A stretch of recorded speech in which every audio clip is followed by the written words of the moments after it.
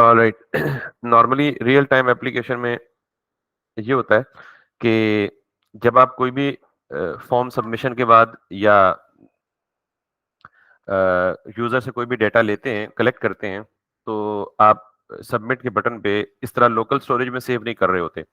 Local storage में ना save करने की रीजन ये होती है कि नॉर्मली वेब एप्लीकेशन का data is needed to be accessed from across the globe for the different users।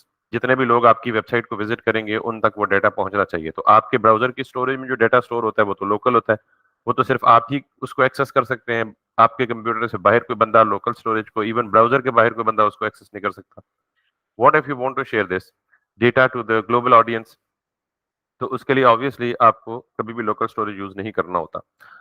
तो लोकल स्टोरेज ये छोटे मोटे कामों के लिए, कोई पर्टिकुलर स्टेट, कोई लॉग्ड इन यूजर की स्टेट सेव करनी है, या कोई इस तरह का मजीद कोई थीम चेंजिंग से रिलेटेड डेटा, कोई लैंग्वेज सेटिंग्स का डेटा आपने सेव करना है, तो तब आप इसी तरह जैसे हमने किया रिडक्स परसिस्ट करके लोकल स्टोरेज में सेव करें, ताकि वो आपकी personal settings that belong to you about a particular application that can be stored in the local storage. लेकिन जो रियल टाइम डेटा होता है, जैसे मिसाल के तौर पे अगर आप ई कॉमर्स ही की मिसाल ले लें, तो जितने भी प्रोडक्ट्स आपके सामने लिस्टिंग हो रही होती है प्रोडक्ट्स की, वो सारी की सारी आपके लोकल स्टोरेज के किसी सिस्टम से नहीं आ रही होती, बल्कि वो रिमोट सर्वर से आ रही होती है। And here is the new topic that kicks in कि what is how can we access the data from the remote server, the data that is not stored in our local file or in our local storage or anything like that। तो यहाँ पे एक concept आता है, क्योंकि मन stack project में अगर आपको मैं थोड़ा सा एक डायग्रामेटिकली बड़ी ओवरव्यू दूं, हालांकि हम इस डायग्राम में या ये जो बैकएंड है बड़ी डिटेल से पढ़ेंगे क्योंकि हमने खुद पूरा का पूरा सर्वर अपना लिखना है, लेकिन जस्ट अ ब्रीफ ओवरव्यू अगर मैं आपको कहूं तो हमारी एक full stack web application 3 tears पे या 3 लेयर्स पे मुश्तमिल होती है। और वो 3 लेयर्स कौन कौन सी होती हैं? उनमें से हमने अभी तक एक लेयर पे बहुत ज्यादा काम किया है, and that is presentational layer या फ्रंट एंड लेयर। तो हमारी जो 3 लेयर्स हैं उनको आप कह लें जी कि लेयर 1 में आपका यूजर इंटरफेस होता है या यूआई होता है, और लेयर 2 में आपका बैकएंड सर्वर होता है, और लेयर 3 में आपका डेटाबेस सर्वर होता है। एक फुल स्टैक वेब एप्लीकेशन, जरूरी नहीं है वो मन में हो, किसी भी टेक्नोलॉजी में एक मन स्टैक एप्लीकेशन, डेटाबेस सर्वर, एक full stack web application in 3 layers पे मुश्तमिल होती है। अब मोर और लेस तकरीबन तमाम टेक्नोलॉजीज जो कि बतौर बैकएंड इस्तेमाल होती हैं, लाइक जावा है, पाइथन है, रूबी ऑन रेल्स है, सी शार्प, डॉट नेट है, जितनी भी लैंग्वेज है उन सब का जो फ्रंट एंड या यूआई है उसके लिए HTML CSS तो ऑब्वियसली बिल्ड करने के लिए इस्तेमाल होता है, प्लस जो लाइब्रेरी है फ्रंट एंड की, या वो एंगुलर इस्तेमाल की जाती है, या व्यू इस्तेमाल की जाती है, या फिर रिएक्ट इस्तेमाल की जाती है। हमने रिएक्ट यूज की, which is obviously one of the most popular choices. तो इसका मतलब है कि हमने react in combination with HTML and CSS यहां तक ये पढ़ लिया, तो हम इस लेयर पे हैं। आज तक हमने जितना काम भी किया, हमारी यूआई ब्राउजर पर रेंडर होती है, और वो जिस भी डेटा वगैरह के साथ इंटरेक्ट करती है तो वो डेटा भी रिजाइड करता है विद इन द ब्राउजर। अब हमने इससे थोड़ा सा बाहर निकलना है, हमारा कोई रियल टाइम यूज केस हो कि हमने डेटा को कभी भी ब्राउजर या लोकल स्टोरेज में सेव नहीं करना। जैसे मैंने बताया कि अनलेस कि हमारी कोई लोकल नीड्स हैं, कोई लैंग्वेज सेटिंग्स हैं, कोई थीम्स की प्रेफरेंसेस हैं, और इस तरह के काफी सारे यूज केसेस आएंगे कि जिनमें मैं आपको क्लियरली बताऊंगा कि ये वो यूज केसेस हैं जिनका डेटा आपने लोकली स्टोर करना है। बट अगर मुझे अपने ब्राउजर से डेटा, यानी मेरी application obviously is suppose to be accessed globally, तो मुझे डेटा सेव करने के लिए भी उसे कहीं किसी न किसी बैकएंड सर्वर पे भेजना है, और वापस डेटा को एक्सेस करने के लिए भी मुझे किसी रिमोट सर्वर से डेटा एक्सेस करना है। Now what is server? आपने अक्सर सुना होगा कि जी अगर लेट्स सपोज यानी हम जितने भी कंप्यूटर्स कनेक्टेड हैं या हम इंटरनेट को एक्सेस करते हैं, तो हम बेसिकली डेटा की रिक्वेस्ट कर रहे होते हैं किसी न किसी सर्वर से। सर्वर के 2-3 कॉन्टेक्स्ट हैं। कुछ लोग ये समझते हैं कि सर्वर एक बहुत बड़ी मशीन होती है जिसमें बहुत ज्यादा हैवी रिसोर्सेज लगे होते हैं, रैम, प्रोसेसर वगैरह सारा कुछ, बिल्कुल ठीक है, वो भी ठीक है। लेकिन इस वक्त हम जिस सर्वर की बात कर रहे हैं वो फिजिकल सर्वर नहीं है। इस वक्त जिस सर्वर की हम बात कर रहे हैं that is called as a web server. तो ये वेब सर्वर क्या है बेसिकली, ये भी एक एप्लीकेशन होती है जो किसी फिजिकल मशीन पे इंस्टॉल होती है, लेकिन इस वेब सर्वर की कुछ कैपेबिलिटीज होती हैं कि it's a software application that is installed on a machine obviously, तो वो डेफिनेशन भी वैलिड होगी सर्वर की, जो कि कोई बड़ी सी मशीन है जिसमें बहुत ज्यादा हैवी रिसोर्सेज है, रैम, प्रोसेसर वगैरह सारा कुछ। लेकिन ऑन टॉप ऑफ दैट एक वेब सर्वर की एप्लीकेशन इंस्टॉल होती है। तो हम जब भी ब्राउजर से कोई भी रिक्वेस्ट, जैसे हम यहाँ पे ब्राउजर पे कोई भी रिक्वेस्ट डालते हैं www.google.com, www.facebook.com, .youtube.com, तो ये जो youtube.com या facebook.com है, इनके बिहाइंड द सीन एक आईपी एड्रेस मैप हुआ होता है। तो इसका मतलब है कि जब भी हम www.something.com लिखते हैं तो हम एक्चुअली उस सर्वर का एड्रेस दे रहे होते हैं जिस सर्वर को हम एक्सेस कर रहे होते हैं। सेम केस में हम यहाँ ये काम भी करेंगे। तो आज फर्स्ट टाइम है कि हम सर्वर से इंटरेक्ट करने की कोशिश करेंगे। तो in real time, whenever there is a UI which needs to display the data, that needs to request the server for the data. तो सर्वर शुड बी केपेबल, जैसे मैंने कहा सर्वर एक वेब एप्लीकेशन, सर्वर भी एक application है, चाहे web है जो भी है। तो सर्वर के पास कितनी कैपेबिलिटीज होनी चाहिए? Server should be able to receive the request, पहली बात, इनकमिंग रिक्वेस्ट को उसने रिसीव किया। दूसरी बात, server should be able to process the incoming request, या यूं समझ लें कि interpret the incoming request. Request receive करके उसको समझना है, और उस रिक्वेस्ट को समझने के बाद दो काम करेगा, दो में से एक करेगा या दोनों करेगा, कि सर्वर ये चेक करेगा कि इनकमिंग रिक्वेस्ट में क्या कोई डेटा रिक्वेस्ट किया गया है या सिर्फ किसी पेज या स्टैटिक फाइल की रिक्वेस्ट हुई है। मिसाल के तौर पे ऐसा मुमकिन है कि आपकी वेबसाइट पे कोई इमेज डिस्प्ले हो रहा हो और वो इमेज बैकएंड सर्वर से आ रहा हो, तो ऑब्वियसली इस इमेज डिस्प्ले के लिए आपका यूआई रिक्वेस्ट करेगा सर्वर से, सर्वर उस रिक्वेस्ट को अंडरस्टैंड करेगा, अंडरस्टैंड करने के बाद ये देखेगा यार इसको इमेज चाहिए, इसको डेटा चाहिए, या इसको कुछ भी नहीं चाहिए। तो ये अंडरस्टैंड करने के बाद अगर इनकमिंग रिक्वेस्ट में डेटा की रिक्वेस्ट की गई है कि मुझे डेटा ला के दो, तो सर्वर के पास या वेब सर्वर के पास डेटा स्टोर करने का कोई तरीका नहीं होता, बल्कि फ्री टियर एप्लीकेशन में डेटा स्टोरेज के लिए एक और लेयर साथ अटैच होती है, विच इज डेटाबेस सर्वर। और हम इस केस में डेटाबेस सर्वर जो है वो मोंगोडीबी पढ़ेंगे। अच्छा, मैं यहां भूल गया कि हमने सर्वर कौन सा पढ़ना है, या सर्वर कौन सा, मोंगोडीबी। और ये बेसिकली हमारी जो सेकंड लेयर है, हमने जो सर्वर बनाना है जिस टेक्नोलॉजी में, खुद लिखना है अपना server, that is called as express JS, जो कि नोड जेएस का एक फ्रेमवर्क है। खैर ये तो जब मैं बैकएंड शुरू करूंगा तो ये पढ़ाऊंगा, लेकिन अभी आपने फ्लो समझना है कि आप यूं समझे कि ये कोई सर्वर है एबीसी, जिस पे हमारी रिक्वेस्ट जाएगी, सर्वर उस रिक्वेस्ट को अंडरस्टैंड करेगा। अगर उस रिक्वेस्ट में डेटा की रिक्वेस्ट की गई है, यानी क्लाइंट ने कहा है, यूआई ने कहा है जी कि मुझे डेटा चाहिए, तो सर्वर के पास डेटा नहीं होता, वो अगेन रिक्वेस्ट करेगा किसी डेटाबेस से। आप जरूरी है कि वो मोंगोडीबी हो, वो कोई भी डेटाबेस हो सकता है, हम मोंगोडीबी कवर करेंगे। तो ये डेटाबेस रिक्वेस्ट करेगा, डेटाबेस के पास अगर डेटा होगा तो ये वापस डेटा रिटर्न करेगा सर्वर को, सर्वर इस डेटा को लेके रिस्पॉन्स प्रिपेयर करेगा, यानी जो रिस्पॉन्स फ्रंट एंड के लिए अंडरस्टैंडेबल होगा। तो ये डेटा प्रिपरेशन के बाद वापस क्लाइंट को या यूआई को वो डेटा भेज देगा, और फिर यूआई उस incoming data which is coming from the server उसको यहाँ पे डिस्प्ले कर देगा। And this is how your full stack web application using any technology stack काम करता है, या ये काम करने का उसूल है। अब सवाल ये है कि हमने अभी तक तो वेब सर्वर भी नहीं पढ़ा, हमने अभी तक तो डेटाबेस सर्वर भी नहीं पढ़ा, ना बनाना पड़ा ना लिखना पड़ा, तो मैं आपको इस वक्त क्यों बता रहा हूं? तो यूं समझें कि ये एक प्राइमर है, ये एक एपेटाइजर है जो मैं आपको बता रहा हूं कि एक्चुअली हमने ये करना है। लेकिन स्टिल आज जो काम हमने सीखना है कि how to request the data from the server right from inside the react application. That's why ये चीज बताना जरूरी थी। अब जरा इस वाले पार्ट को फिलहाल भूल जाएं, और फिलहाल का मतलब जब तक मैं एक्सटेंसिवली बैकएंड पे मूव नहीं करता, आप इन दोनों पे फोकस करें। दिस इज कॉल्ड यूआई, जिसको मैं नॉर्मली अक्सर बोलता हूं फ्रंट एंड, और this is called web server, जिसको अक्सर मैं बोलता हूं बैकएंड। हालांकि बैकएंड में ये दोनों चीजें शामिल होती हैं। बट तो अब हमने क्या करना है, हमने तो अभी तक सर्वर नहीं लिखा, तो हम किसी थर्ड पार्टी सर्वर को यूज करेंगे, टेस्टिंग सर्वर को। जस्ट क्योंकि हमने सिर्फ यहाँ क्या सिमुलेट करना है, अपने फ्रंट एंड से रिक्वेस्ट भेजनी है बैकएंड सर्वर को, और बैकएंड सर्वर से डाटा फेच करके यहाँ डिस्प्ले कराना है। तो हमने बेसिकली जो काम पढ़ना है, या जो टॉपिक आज पढ़ना है, that is called as majorly data fetching. And this is the most common requirement in the full stack application, almost in all the applications, full stack application में, कि आपने डेटा कैसे फेच करना है।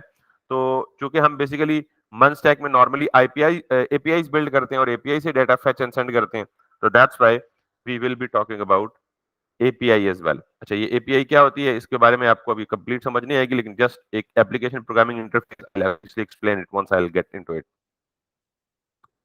तो डेटा फेचिंग के लिए जैसे मैंने पहले बोला कि यूआई नीड्स टू, यूआई का मतलब ये जो हमारा प्रोजेक्ट बना मैंने, that's an example of UI that needs a data from the server. हम सर्वर कौन सा यूज करेंगे वो भी मैं बता रहा हूँ कि हम टेस्टिंग सर्वर यूज करेंगे, and that testing server is kind of, मैं नाम भी बता देता हूँ, फिक्स स्टोर एपीआई उसका नाम है जिसको हम यूज करेंगे। इसके अलावा बहुत सारे हैं, जेसन सर्वर भी है, बेशुमार ऐसे हैं जिनको हम यूज कर सकते हैं। We will be using testing server. अब जो बात है वो सबसे इंपॉर्टेंट है, I need to change the colour to highlight its importance.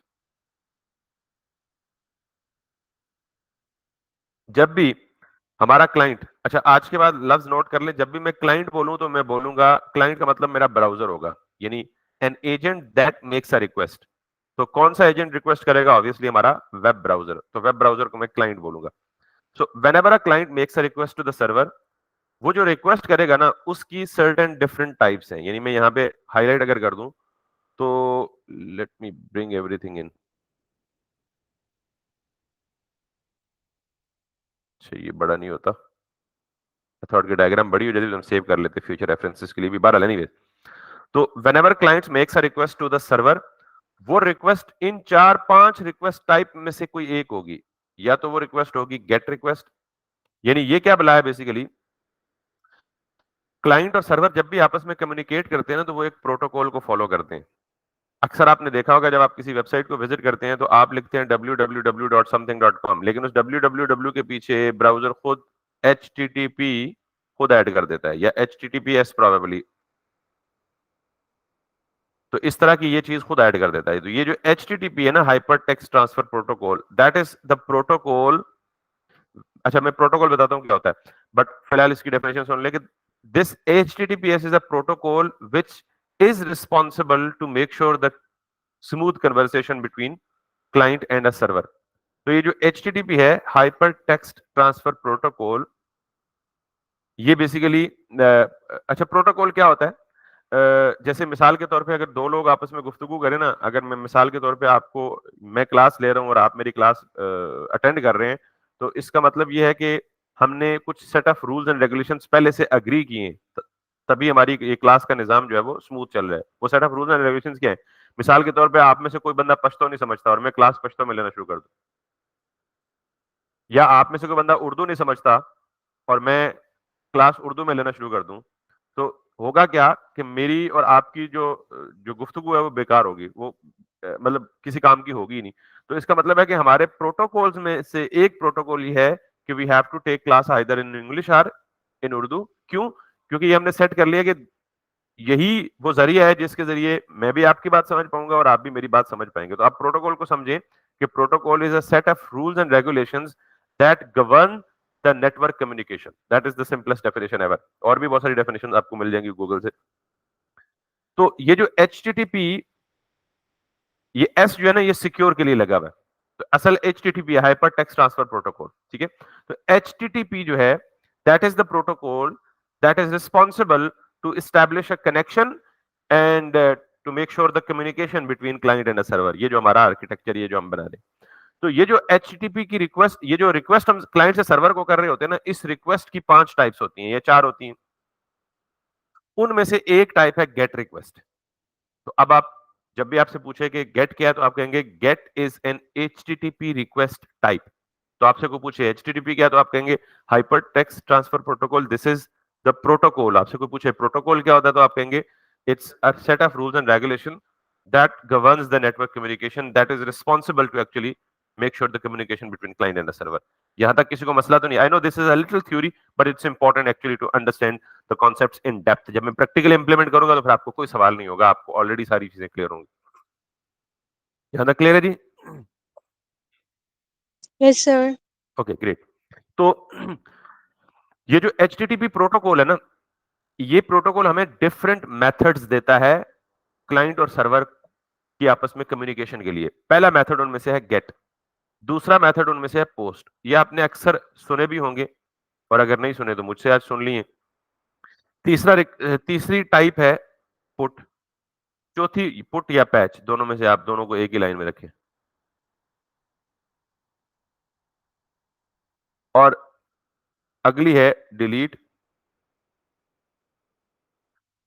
अगर आप मुझसे पूछे जी कि हमने इससे पहले क्या किया, CRUD ऑपरेशंस कर लिए ना लोकली। CRUD का मतलब क्या था, create, read, update and delete. हमने लोकल स्टोरेज में नया रिकॉर्ड डाला, वहां से रीड करके वापस डिस्प्ले किया टेबुलर फॉर्म में, किसी एग्जिस्टिंग रिकॉर्ड को अपडेट किया अपडेट के बटन पे क्लिक करके, और एग्जिस्टिंग रिकॉर्ड को डिलीट किया डिलीट के बटन पे क्लिक करके। That was the CRUD। तो आप इसको, वैसे तो ये बड़ी नाइंसाफी होगी इन दोनों को आपस में कंपेयर करना, लेकिन यूं समझे कि ये अगर आप CRUD सर्वर पे ऑपरेशन परफॉर्म, अभी ये जो CRUD है ये कहां परफॉर्म किया आपने, locally with in the browser. अगर सेम CRUD आप सर्वर पे प्रोवाइड करना चाह रहे हैं या सर्वर पे परफॉर्म करना चाह रहे हैं, which is remote, the server that is hosting your data remotely not on your local system, तो उसके लिए आपको इनकी जरूरत पड़ेगी। Now let me explain it briefly.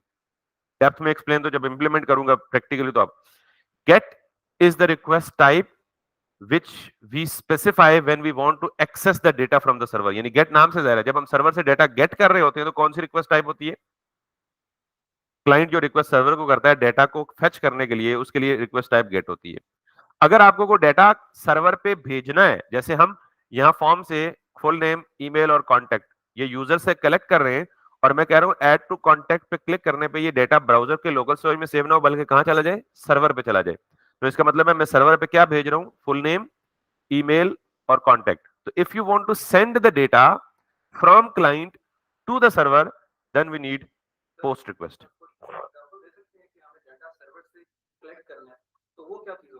अगर आप, मैं यहाँ कोई, मैं अभी ब्राउजर ओपन नहीं कर सकता सेपरेट ऐप, क्योंकि ये वो ड्राइंग मेरी ऑफ हो जाएगी। अगर आप ई कॉमर्स की वेबसाइट ओपन करें, तो ई कॉमर्स की वेबसाइट ओपन करने में होम पेज पे आपको सारे लिस्ट ऑफ प्रोडक्ट्स दिख रहे होते हैं। तो वो लिस्ट ऑफ प्रोडक्ट्स क्या होता है कि जो ही आपकी वेब पेज इनिशिएट होता है, it actually goes to the server behind the scene, it brings or fetches the data from the server for that particular products and they get displayed on your page। That is the example of the fetch request, the get request। दूसरा है अच्छा, मैंने get के लिए बाज़ औक़ात अक्सर मेरे मुंह से ये fetch का लफ्ज़ निकलता है, तो आपने इसको भी ज़हन में रखना है, ये काम आएगा आपको। रिक्वेस्ट टाइप गेट ही है, but what it does is it फेचेस the data whenever you want to post the data। और इसकी एक मिसाल आपके सामने है, मैंने क्लाइंट से डेटा यानी यूजर से डेटा कलेक्ट किया है, now I want to send it to the server to save it into the database. That request is a post request. हमने अपनी लोकल एप्लीकेशन में एडिट का बटन भी बनाया था। What is it for, edit करने के लिए। इसका मतलब है कि आपने कोई इन्फॉर्मेशन गलत हो गई है, आपने उसमें चेंजेस करनी है और दोबारा सर्वर पे अपडेट करनी है। तो to update the data we need one of these two, put और पैच। ये दोनों अपडेटिंग के लिए इस्तेमाल होते हैं। अब पुट और पैच में क्या डिफरेंस है, पैच पार्शियली पुट अपडेट करता है और पुट पूरे ऑब्जेक्ट को अपडेट करता है, but that's none of your business right now. I mean you won't be able to understand what is it. But आप सिर्फ ये समझ लें कि अपडेट करने के लिए, सर्वर पे कोई रिसोर्स अपडेट करने के लिए प्रॉपर लफ्ज ये है, when we want to update any resource. Resource क्या होता है, कोई प्रोडक्ट की इंफॉर्मेशन हो सकती है, कोई यूजर की इंफॉर्मेशन हो सकती है, कोई एनीथिंग, किसी सर्विस की इंफॉर्मेशन हो सकती है जो सर। तो when you want to get any resource from the server, these are now the terms, the definitions with the correct terms। when you want to get the resource from the server, you need a get request। when you want to send some resource to the server, you need a post request। when you want to update a resource on the server, you need a put or patch request। and obviously delete is self explanatory। when you no more need a data on the server, you need to delete that, and for that you have to actually specify the delete request। तो आप मुझसे, जो मैं इस सारे को अगर नट shell में दोबारा बोल दूं, तो देर आर 5 HTTP मेथड्स या HTTP रिक्वेस्ट टाइप्स, इनको दोनों चीजें बोल सकते हैं। What are these, HTTP request types या HTTP request methods। There are 5 request methods that are available in HTTP। One is get request, second is post request, third is put or patch request, third or fourth obviously, and fifth is delete request। जी जी। हम CRUD operations कर चुके हैं सारा कुछ, वहां पे जब सब कुछ अपडेट कर रहे हैं, तो अब हमें उसी चीज के लिए, ये भी तो मतलब वही यार कर रहे हैं। आपने लेट ज्वाइन किया, मैं इसका जवाब ऑलरेडी दे चुका हूं। मैंने कहा जी आप जो CRUD कर रहे हैं ना, ये सारे CRUD कहां हो रहे हैं, आपके ब्राउजर के अंदर। रियल टाइम में आपकी एप्लीकेशन को बंदा अमेरिका में एक्सेस कर रहा है, तो उसको आपके ब्राउजर की एक्सेस तो नहीं है। तो ये जो करंट आप कर रहे थे ना, ये they were happening within your browser, they were only accessible to you. Now मुझे बताएं कि दराज में आप एक प्रोडक्ट सर्च करते हैं, फॉर एग्जांपल वॉच का। अब जिस बंदे ने दराज में वॉच की लिस्टिंग की हुई है, उसके इतने ऑर्डर आए कि घड़ियां खत्म हो गई, उसने दोबारा स्टोर पे घड़ी या वॉच की इन्फॉर्मेशन या न्यू प्रोडक्ट का स्टॉक वगैरह अपडेट करना है या अवेलेबल करना है, तो क्या वो अपने ब्राउजर की लोकल स्टोरेज में करेगा? जाहिर है, आपकी घड़ी पूरी दुनिया में लोगों ने देखनी है और खरीदनी है, तो वो कहाँ करेगा? सर्वर पे करेगा, सेंट्रलाइज्ड रिसोर्स। और वो कैसे करेगा? उसके पास कोई उसका डैशबोर्ड होगा, वो एडमिन के थ्रू लॉगिन होगा और प्रोडक्ट की इन्फॉर्मेशन अपडेट करेगा। जो ही अपडेट करेगा तो पूरी दुनिया में लाइव रिफ्लेक्ट हो जाएगी browser, and then you can go ahead actually to purchase that.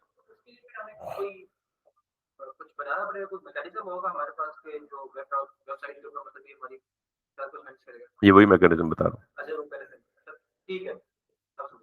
ये वही मैकेनिज्म बता रहा हूँ। दैट्स द रीजन कि क्लास के स्टार्ट में आपको कह रहा था कि आप ज्वाइन, ये पूरी चीज इसमें एक्सप्लेन है। आप वीडियो सुने, आप मिस कर गए ना, अब लेट है, मैं क्या कर सकता हूँ। यही चीज बताइए, डेटाबेस भी है, सर्वर भी है, यूआई भी है। ये 3 टायर एप्लीकेशन है, जिसको बोलते हैं 3 टायर, TIER। इसको बाद लोग टीयर पढ़ते हैं, बाद टायर पढ़ते हैं, whatever your pronunciation you are comfortable with. 3 tier application में ये होता है यूआई। हम अभी तक इस पे काम कर चुके हैं, आज हम इससे इधर जा रहे हैं, वेब सर्वर पे जा रहे हैं। डेटाबेस अलग से, उसको डेटाबेस सर्वर बोलते हैं, वो भी किसी सर्वर पे होस्ट होगा। जी, ऑनलाइन वालों को और कोई बातचीत करनी है, कोई सवाल पूछना है तो पूछ ले।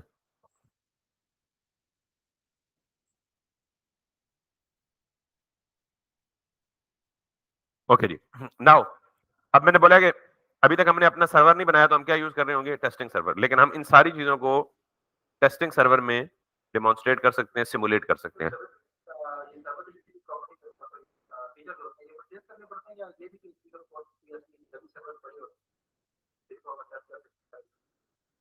अभी हम इस मंथ स्टैक के कोर्स में ना अपना सर्वर खुद लिखेंगे, कोड करेंगे।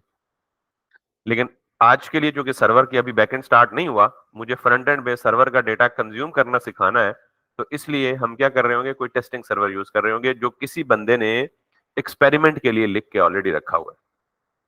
So we will be hitting that server and we'll be fetching the data from that server for the testing purposes. Ultimately हम अपना वेब सर्वर खुद लिखेंगे और फिर इसे होस्ट करेंगे किसी क्लाउड पे। जी जी, बिल्कुल बिल्कुल, एब्सोल्युटली बैकएंड का पार्ट। ठीक है। So but right now we are not, अभी जो काम कर रहे हैं this still belongs to the front end server. आज जो अभी मैं यूआई को सर्वर से लिंक कर रहा हूं, this still belongs to the front end developer. तो इसलिए जी मैं इस डायग्राम को मिटा रहा हूं और मैं जा रहा हूं जी वापस यहाँ पे। सर वो एपीआई होती है? जी जी बिल्कुल एपीआई। आज अच्छा, मैं वैसे तो बहुत सारे टेस्टिंग सर्वर्स अवेलेबल हैं, जैसे मैंने आपको कहा कि फेक स्टोर एपीआई है, जेसन वेब सर्वर है, जेसन सर्वर या जेसन प्लेस होल्डर बड़ा फेमस वो है। इस पे भी हम आएंगे जब हम स्पेशली पोस्ट रिक्वेस्ट और डिलीट रिक्वेस्ट करेंगे, तो फेच के लिए वो फेक स्टोर एपीआई भी चलेगा। तो जेसन प्लेस होल्डर भी इज अ फेमस चॉइस। ये सारा क्या है? बेसिकली टेस्टिंग सर्वर्स है, जो किसी ने सर्वर बना के टेस्टिंग पर्पसेस के लिए हमें दिए में कि आप ये इनको यूज करके अपना काम जो है वो फुलफिल कर सकते हैं। तो आप यहाँ से जाएं, रिसोर्सेज पे देख लें, या यहाँ फेक स्टोर एपीआई पे जाएं। फेक स्टोर एपीआई इसलिए कि ये थोड़ी मजे की चीज है, इसमें थोड़े इमेज भी इन्वॉल्व है, तो that you might get interest, but Jason place holder भी है स्टिल। तो ये जो आपने हुजैफा आखिरी बात पूछी ना कि मैं एपीआई की बात कर रहा हूँ, तो बेसिकली ये एपीआई क्या होती है, जरा बिगिनर्स के लिए थोड़ा सा। ये मेरा यूआई है, यानी यूजर इंटरफेस ब्राउजर, और ये मेरा वेब सर्वर है। ठीक, तो एपीआई क्या होती है? ये जस्ट ये बच्चे ने लफ्ज यूज किया तो मैंने कहा let me explain it. Application programming interface. And what is it? इसका एब्रिविएशन मतलब we don't have to do anything with it, ये एप्लीकेशन प्रोग्रामिंग इंटरफेस है। It is a way that these are the important lines. API is a way that allow us, yeah, that allow a client server communication, yeah, that allow the exchange of data between client and server. That is the most optimum definition.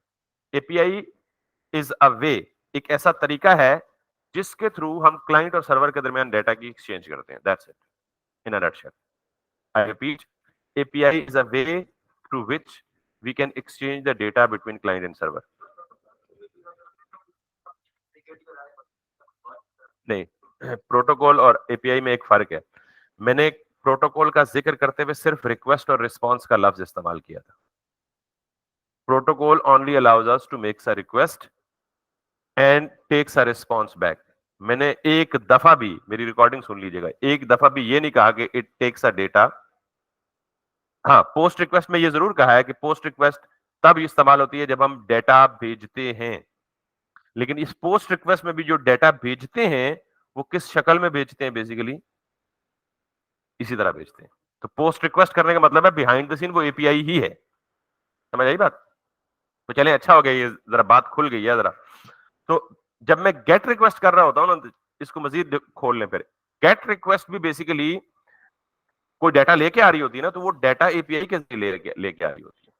Post request data लेके जा रही होती है ना, तो वो data वो API ही बनती है उसकी बेसिकली। ठीक है, अभी जब एपीआई खुद इन एक्शन देखेंगे तो आपको ज्यादा समझ आ जाएगा। बहरहाल, एपीआई की अगर आपको कोई डेफिनेशन पूछे या बताए या आपको बतानी पड़े, तो you have to say it like it's a way through which we can exchange the data between client and server. सीधी सादी डेफिनेशन भाई, डेटा क्लाइंट और सर्वर के दरमियान डाटा एक्सचेंज कर रहे हैं तो वो क्या होगा, एपीआई की फॉर्म में होगा।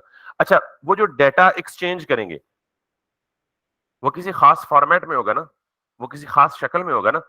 मैं यहां से एक पर्चा उठाऊं और मैं उस पर्चे पे चिट्ठी लिख दूं और मैं जाके डाक खाने वालों को दे दूं, ये भेज दो, भेज देंगे? लेतर मारेंगे आगे से भाईजान, खैर है। क्यों नहीं भेजेंगे?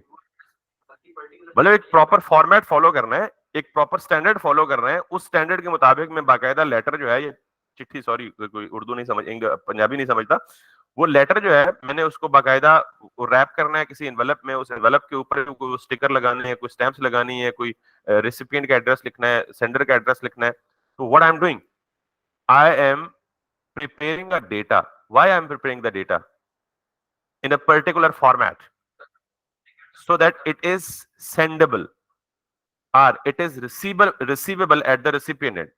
तो पता ही चला कि in order to, सिर्फ लिंक establish होना is not enough. एक पोस्ट ऑफिस से दूसरे पोस्ट ऑफिस का लिंक पहले से establish है, एंड देखें क्लाइंट और सर्वर का लिंक establish है. Now we need to send the data. In order to send the data, we need the proper format of the data. Without it आप लिख दें किसी पर्चे पे, प्रिंट आउट पे, जी भाईजान ये ठप ठुप के खुद ही भेज दें, वो आगे से आपको थप्पड़ मारेंगे, भाईजान खैर तो है, होश में तो है आप, बेशक टीसीएस में चले जाएं, जहां भी चले जाएं। तो दैट्स द रीजन कि मैंने कहा जी कि API is a way through which we can exchange the data between client and server. यार लेकिन उस डेटा का क्या शक्ल होनी चाहिए? क्या क्या स्ट्रिंग डायरेक्ट सेंड हो जाएगी क्लाइंट से सर्वर पे? क्या इंटीजर डायरेक्ट सेंड हो जाएगा क्लाइंट से सर्वर पे? क्या अरे डायरेक्ट सेंड हो जाएगी या ऑब्जेक्ट डायरेक्ट सेंड हो जाएगा? That's not possible. तो वो जो फॉर्मेट है ना, these are one of the two or three possible formats, one of the many formats you can say, but दो फेमस फॉर्मेट्स हैं जिनके थ्रू हम नेटवर्क पर डाटा एक्सचेंज कर सकते हैं। आई रिपीट, नेटवर्क पर डाटा एक्सचेंज कर सकते हैं, that is Jason, one of the very famous format. इसके अलावा एक्सएमएल भी है, कभी बहुत ज्यादा हाईली सिक्योर है लेकिन थोड़ा सा कंपैरेटिवली मुश्किल है एक्सएमएल में डाटा को कम्युनिकेट करवाना। इसके अलावा और बहुत सारी चीजें हैं, कुछ फॉर्मेट्स और भी हैं, but we only have to deal with JSON in our entire Munstack application. So that's why we don't need to talk about any other format that we are not supposed to use. तो अब JSON क्या मिला है? Basically JSON is an object like representation. I repeat, JSON is not an object. It's an object like representation of data. तो object like representation का मतलब ये है कि आप इसको सबको पता है कि JavaScript का object starts and ends with the curly bracket and everything inside it is a key colon value pair. Object में सब कुछ किस फॉर्म में होता है? की वैल्यू पेयर की फॉर्म में होता है। अब अभी मुझे आगे चलने देना, बिकॉज जिन लोगों को नहीं पता दे माइट गेट कंफ्यूज्ड। तो this is the JavaScript object. तो जेसन ऑब्जेक्ट में क्या फर्क है? सिर्फ ये कि जेसन ऑब्जेक्ट में की भी स्ट्रिंग फॉर्मेट में होती है और वैल्यू भी स्ट्रिंग फॉर्मेट में होती है, अदर देन, यानी आप ज्यादा इंपॉर्टेंट है कि की जो है वो क्या होती है? स्ट्रिंग फॉर्मेट में होती है। वैल्यू अगर बुलियन है या नंबर है तो वो स्ट्रिंग में नहीं होगी, अदरवाइज वो स्ट्रिंग में होगी। But important part is all the keys are going to be in the string format. ये सिर्फ फर्क है, एक ही फॉर्मेट, एक ही बात है। अभी मैं इसे प्रैक्टिकल दिखाऊंगा। तो बहरहाल आप अभी तक आपने, मैं जस्ट आपको कंफ्यूजन से बचाने के लिए, ये नॉलेज या बहुत ज्यादा स्टफिंग ना हो जाए, दो तीन चीजें मैंने बताई हैं। क्लाइंट और सर्वर के दरमियान one of the 5 possible request types हैं जिनके थ्रू आप डाटा एक्सचेंज करेंगे। गेट रिक्वेस्ट के थ्रू, पोस्ट रिक्वेस्ट के थ्रू, पुटर पैच के थ्रू और डिलीट के थ्रू। अब ये जो डाटा एक्सचेंज करेंगे वो किस फॉर्मेट में करेंगे, दैट इज जेसन। ये दो बातें थी जिनको मैंने पूरा आधा घंटा लगा दिया बिहाइंड द सीन बैकग्राउंड समझाने के लिए। अब लेट्स ये, अभी भी एपीआई आपको क्लियर नहीं हुआ, क्योंकि एपीआई का एंड पॉइंट आप देखेंगे तो बस उसको समझ जाएंगे। लेकिन एपीआई यूं समझ लें इतना कि it's a way through which we can exchange the data between client and server. Now with these things said, ये सारी अगर आपकी बेस बन चुकी है, तो फेक स्टोर एपीआई एक वेबसाइट है जो आपको फेक डाटा देती है। फेक डाटा का मतलब मैंने आपको बताया एक्सपेरिमेंटेशन के लिए, नाम से जाहिर है फेक स्टोर एपीआई। तो अगर आप थोड़ा सा नीचे आएंगे ना, तो ये आपको दे रहा है कि ये कौन कौन सा इन्फॉर्मेशन देती है। ये कहता है ये आपको 20 प्रोडक्ट्स की इन्फॉर्मेशन देगा, कार्ट 20 कार्ट आइटम्स की इन्फॉर्मेशन देगा, 10 यूजर की इन्फॉर्मेशन देगा, और लॉगिन टोकन अगर आपको चाहिए, लॉगिन इंप्लीमेंटेशन करनी है तो अभी हम उसको नहीं करेंगे फिर। ठीक, तो अगर मैं इस प्रोडक्ट्स पे क्लिक करूं, तो द मोस्ट इंपॉर्टेंट थिंग कि आप इस ऑब्जेक्ट को पहचानते हैं, सिर्फ आप इसको देखें, बाकी चीजों को फिलहाल ना देखें। आप सब लोग, if I can go ahead and create a new file, paste it, आप इस शक्ल को पहचानते हैं, स्टार्टिंग विद करली ब्रैकेट एंड एंडिंग विद करली ब्रैकेट 2। ठीक, की वैल्यू, की वैल्यू, की वैल्यू, की वैल्यू। ये जो ऑब्जेक्ट है ना, ये जेसन ऑब्जेक्ट है। शक्ल से देख के मुझे कैसे पता चला? बिकॉज इसकी सारी की सारी कीज जो है, ये क्या है, डबल कोट्स में। तो अगर आप जेसन को जावास्क्रिप्ट में कन्वर्ट करना चाहें, तो आप कहेंगे जी कि JSON to JavaScript object. Online बहुत सारे कन्वर्टर्स अवेलेबल हैं, आप उनको कर सकते हैं, और हम भी कर सकते हैं। हमने ऑलरेडी किया भी है, प्रोग्रामेटिकली किया है। ये तो हम लोकल स्टोरेज में डाटा सेव करने के लिए जेसन डॉट स्ट्रिंगिफाई कर रहे थे और जेसन डॉट पार्स कर रहे थे। तो जेसन डॉट स्ट्रिंगिफाई क्या करता था? जावास्क्रिप्ट ऑब्जेक्ट को जेसन में बदलता था, और जेसन डॉट पार्स क्या करता था? वाइस वर्सा, उल्टा करता था कि जेसन ऑब्जेक्ट को जावास्क्रिप्ट में। तो ये ऑनलाइन टूल भी उसके लिए अवेलेबल है। तो मैंने कहा, मैंने यहां लिखा जेसन ऑब्जेक्ट, और इसने मुझे कन्वर्ट करके वापस क्या दिया? JavaScript object. तो दे आर इंटरकन्वर्टेबल। समझ आ गई जी बात? तो now this is the JavaScript project. Error क्यों दे रहा है? This is none of your business. बस सिर्फ इतनी बात याद रख लें, p इक्वल्स टू दिस। अब नहीं देगा एरर, ठीक है। और अगर मैं इसको बोल दूं लेट जेपी, यानी जेसन प्रोडक्ट, तो ये भी एरर नहीं देगा। So this is Jason object और दिस इज जावास्क्रिप्ट ऑब्जेक्ट। अब अगर इनको, इन्हीं ऑब्जेक्ट्स को मल्टीपल चाहिए, तो आपको वैसे ही पता है मल्टीपल के लिए आप उनको किस में डाल देते हैं? अरे में डाल देते हैं। तो this has become array of objects and this is array of json objects, या सिंपली कह लें जेसन अरे। सिंपली क्या कह लें? जेसन अरे। इसको फॉर्मेट कर लें, control A, control K, control F, that will take the responsibility of formatting the document. समझ आ गई बात? तो this is the JSON array, this is the JavaScript object array. I hope that makes sense. Now, चूंकि मैंने कहा कि हम जेसन जेसन क्यों कर रहे हैं, because it's a very popular way through which we can exchange the data. ये जो मैंने जब ये किया ना, fake store API slash products, तो इसने मुझे ये देख ले 20 आइटम्स की अरे दे दी। ये जो फॉर्मेटिंग मैंने की है ना, ये एक एक्सटेंशन है। आप इसको एक्सेस करेंगे तो आपका डेटा इस तरह प्रॉपर्ली फॉर्मेटेड तरीके से नहीं आएगा। मेरे पास एक एक्सटेंशन इंस्टॉल हुई है जेसन फॉर्मेटर के नाम से, and this is responsible to format the data. Like आप देखेंगे तो वो खिचड़ी सी बनी, सब कुछ मिक्स होकर नजर आएगा आपको, बट डोंट वरी, आप सिर्फ ये एक्सटेंशन जाकर डाउनलोड कर लें जेसन फॉर्मेटर, तो it will do the rest of the job. Now, अब इंपॉर्टेंट बात यह है कि ये डेटा पड़ा हुआ है हमारा किसी सर्वर पे। तो जो मैंने दो डायग्राम्स बोली हैं, उनमें से मैंने आपको ये कहा कि ये क्लाइंट है हमारा, let me make it a red for better visibility. ये हमारा क्लाइंट यानी यूआई और ये हमारा सर्वर, और मैंने कहा कि हम एपीआई के थ्रू क्या करते हैं, डेटा एक्सचेंज करते हैं। अब मैंने आपको कहा है कि जी किसी भी क्लाइंट को सर्वर को एक्सेस करने के लिए जो सबसे पहली चीज चाहिए ना, वो क्या है, उस सर्वर का एड्रेस। मतलब मैंने अगर किसी बंदे को लेटर भेजना है या कोई डेटा भेजना है, तो जो सबसे पहली चीज मुझे चाहिए वो क्या है, एड्रेस चाहिए जहां मुझे डाटा भेजना है। तो ये तो आपने लिखा ना, यहां से लेके fakestoreapi.com, that is behind the scene. ये ऐसे होता है जैसे कोई एपीआई एड्रेस होता है ना, आईपी एड्रेस 111.123.1, तो बेसिकली ये मैपिंग हो रही होती है रियल टाइम में, कि आप यूजर अंडरस्टैंडिंग के लिए आपको ये नाम दिया गया होता है। नेटवर्किंग जिन लोगों ने पढ़ी है उनको पता है असल में ये कुछ नहीं होता, असल में इसके पीछे मैप हुआ हुआ ये आईपी एड्रेस होता है। और आईपी एड्रेस क्या होता है, बेसिकली सर्वर का एड्रेस इस तक पहुंचना होता है। तो इसका मतलब है कि when a client needs to make a request, HTTP request, it needs the address of the place which it want to access. तो वो प्लेस कौन सी है, सर्वर है। तो इसका मतलब I need the first thing which is fake store API, यहां तक सिर्फ। अब इस सर्वर के अंदर बहुत सारे, सपोज कर लें बहुत सारे क्या होंगे, फोल्डर्स होंगे, बहुत सारे फीचर्स होंगे। आप सपोज करें बहुत सारे फोल्डर्स होंगे, जिस तरह विंडो में डी ड्राइव है, डी ड्राइव के अंदर 600 फोल्डर हो सकते हैं। तो आप क्या करते हैं, डी ड्राइव लिखते हैं, कॉलन लिखते हैं, और यहाँ पे एबीसी फोल्डर का नाम लिखते हैं। तो ये क्या बन जाता है, पूरा पाथ। अगर एबीसी के अंदर कोई और फोल्डर है तो आप फिर स्लैश डालते हैं, आप एक्सवाईजी डालते हैं। तो ये क्या बिल्ड कर रहे हैं, आप पाथ बिल्ड कर रहे हैं ना, यानी ये तो आपका ड्राइव लेटर है। इसको छोड़ के इसके आगे ये भी, ये क्या पाथ बिल्ड कर रहे हैं। अंदर फोल्डर होगा तो फिर स्लैश, उसके अंदर फोल्डर होगा तो फिर स्लैश। That's exactly similar.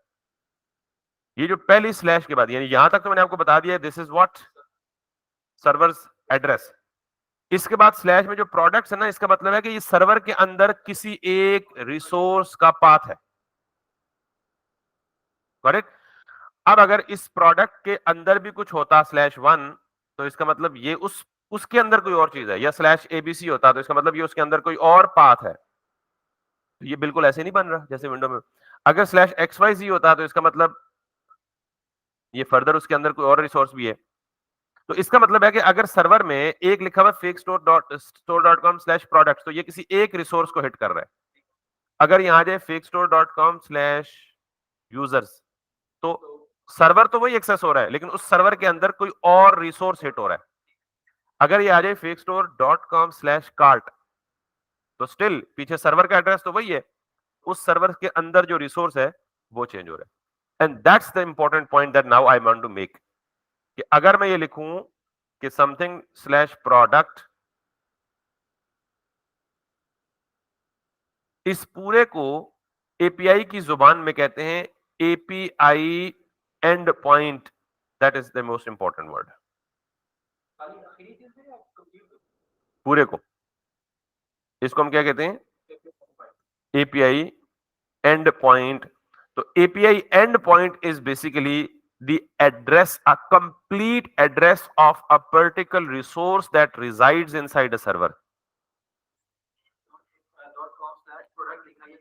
ये एक एंड पॉइंट है। तो मैं दोबारा एंड पॉइंट की डेफिनेशन में, it's a complete address to access a particular resource that is hosted inside a server. Online मैं ज्यादा दबा तो नहीं रहा आप लोगों को, मतलब बहुत ज्यादा थ्योरी हो गई है मेरे ख्याल में। नहीं ठीक है। Okay great. तो आपको एपीआई समझ आ गई है। API basically consist of multiple endpoints, यानी API is a combination of endpoints. और एंड पॉइंट क्या होता है, complete address of a resource that resides inside the server. तो इसका मतलब है कि आपको गेट, अच्छा एपीआई की, अब ये जो गेट, पुट, पैच, डिलीट, उसको आप ये कह सकते हैं कि ये एपीआई की रिक्वेस्ट टाइप्स है। एचटीटीपी की रिक्वेस्ट टाइप्स को एक दूसरा नाम दे दें। एचटीटीपी रिक्वेस्ट टाइप्स भी वही है, जाहिर है वो चेंज नहीं हुई, ठीक है।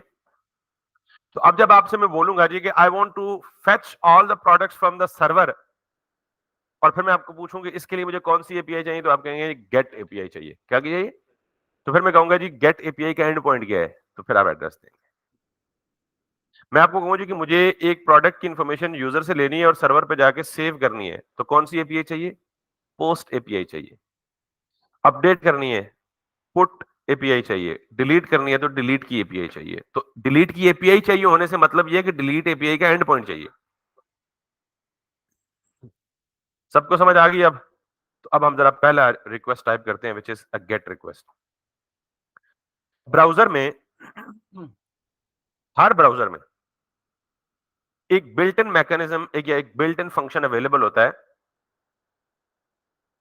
जैसे मैंने कहा ना कि ब्राउजर में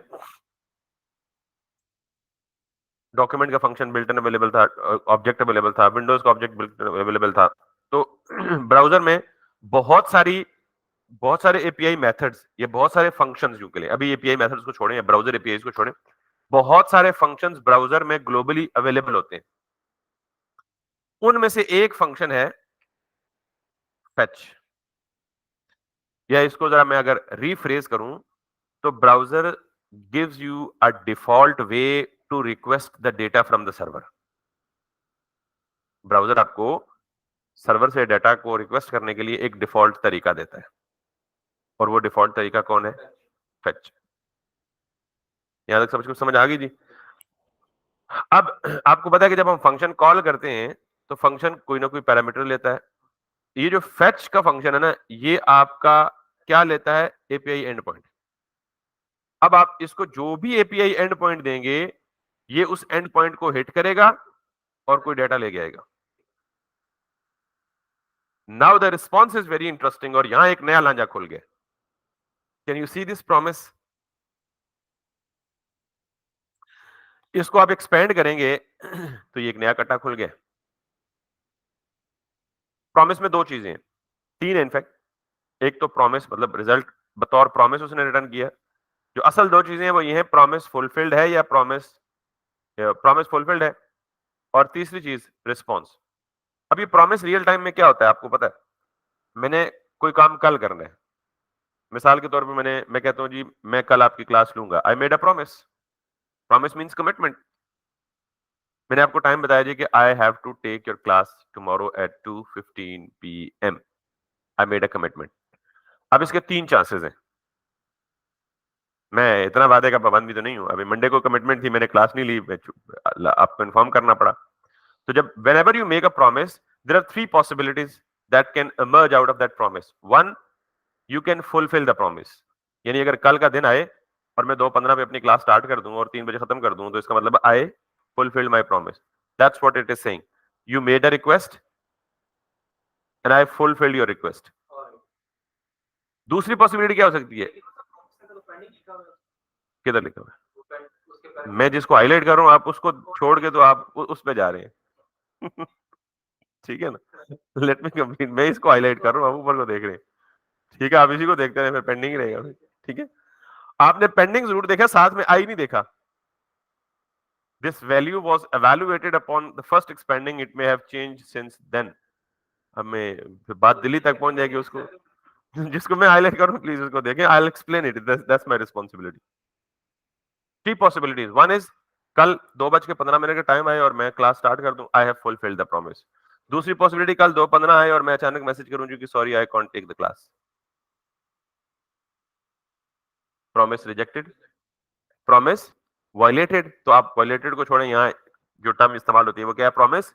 मैंने अपने प्रॉमिस को रिजेक्ट कर दिया। अच्छा, मैंने आज प्रॉमिस किया और कल 2 बजे, अभी वक्त आया नहीं प्रॉमिस फुलफिल होने का, तो कल 2:15 तक हमारा प्रॉमिस क्या रहेगा? पेंडिंग रहेगा। बहुत आसान सी चीज है। तो basically promise has three states in a real life too. क्या, I made a promise that I will do something in a particular time, till that time we would have to wait, and that wait would be called as promise is in pending state.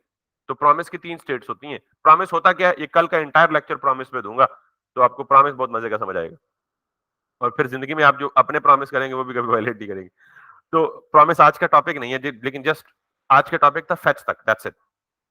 लेकिन अब अगला पलंदा fetch ने खोल दिया कि यार ठीक है, फेच ने कहा मैंने I made a request and I give you response, now it is your responsibility to deal with the response. तो अब हम वो उसी की डीलिंग कर रहे हैं। तो till the time the promise is in pending state, once the time reaches, there are two possibilities, either to reject the promise or to fulfill the promise.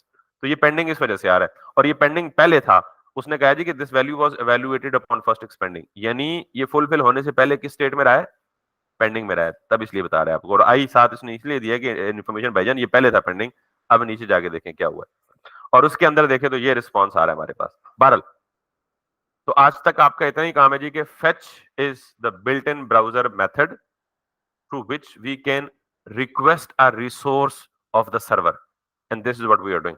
It takes the API endpoint, it tries to hit that API endpoint, and if that API endpoint is available, it would give you the response, otherwise it will give you the error.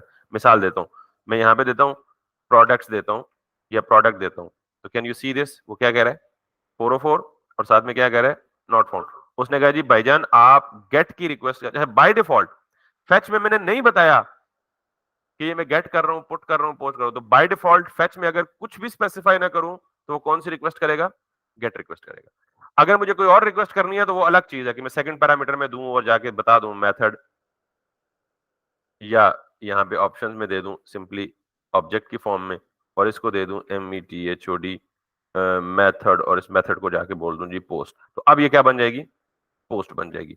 लेकिन अगर मैं कुछ भी ना दूं second parameter में, तो by default क्या ट्रीट होगी, गेट रिक्वेस्ट। तो जब मैंने गेट रिक्वेस्ट की तो उसने कहा भाई आप ये कुछ हरकत करने की कोशिश कर रहे हैं, लेकिन ये जिस एपीआई एंड पॉइंट को हिट कर रहे हैं ना, वो एग्जिस्ट ही नहीं कर रहा, नॉट फाउंड। तो इसका मतलब आई इंटेंशनली मेड एन एरर।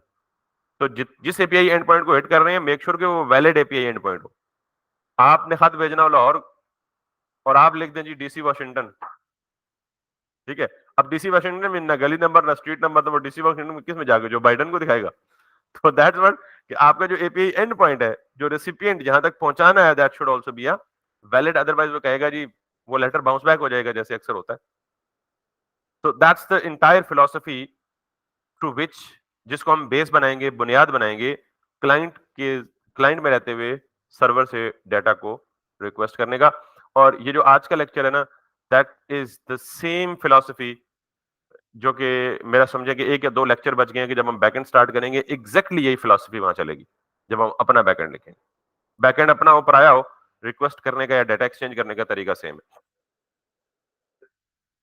तो आज का लेक्चर थोड़ा सा थ्योरी में ही गुजर गया, बट गेस व्हाट, अगर आप ये चीजें समझ गए हैं तो आपकी आधी नेटवर्किंग भी सीधी हो गई है। तो कोई कंफ्यूजन है तो बता दें, otherwise we will start from tomorrow right from this fetch. और फेच जो हमें रिस्पांस देता है प्रॉमिस, तो हम पहले प्रॉमिस को डिस्कस करेंगे because that is now important for us. We have understood the fetch, we have understood the get, put, patch, post, delete, we have understood all the API related terminologies. Now it's time, and we have made a request to the API as well, and API has sent us response back as well, but that response is in a shape that is unknown to us, and we have to understand the shape, and we have to understand the way to deal with the shape. Then we'll probably talk about. We are still on the front end, don't forget. तो thank you जी, अगर किसी का सवाल है तो पूछ लें, otherwise we are good to end. इसीलिए बताइए पूरा लेक्चर स्पेंड करने के,